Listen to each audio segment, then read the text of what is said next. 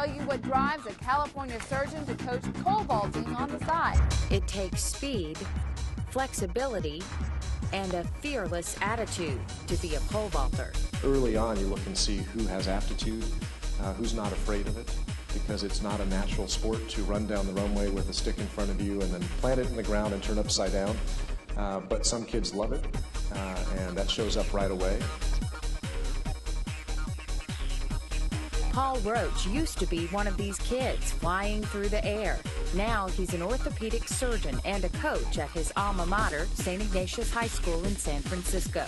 Because he sees so many injuries on the job, his #1 priority on the field is preventing them.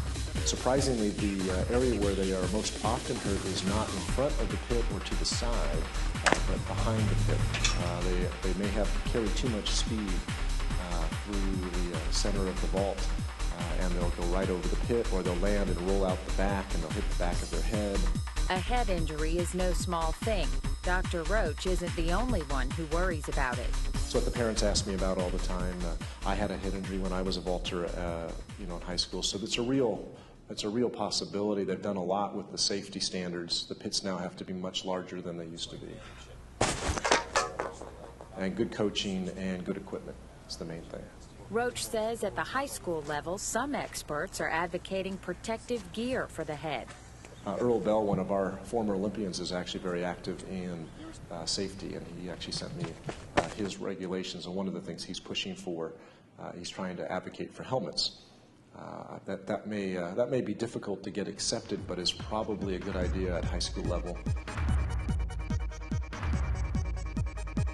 And while it's natural to try and land on your feet when you're falling, a pole vaulter could get injured that way. The former coach's sons broke his foot. That was a stress fracture. The more common problem is that they'll decide that they'll land on their feet in what is really a well-padded area, but because you can't see how the pads are strapped together, sometimes they'll catch their foot, which has spikes on it, and twist a knee, or they can break an ankle.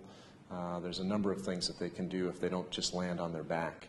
When he's not at the office, Dr. Roach is usually on the field, feeling that brisk morning air, watching his kids concentrate. His biggest thrill is guiding their unlimited potential. The first year there was a very timid girl who was out who I couldn't get to jump. She would put the pole in the box and not want to take off, and the other coach and I would roll our eyes and go, I just don't think she's going to be aggressive enough to be able to do this. And to see what we knew, the next year she won the league. So it's, you never know what they're going to come up and do and surprise you. In San Francisco, I'm Tiff Tyler.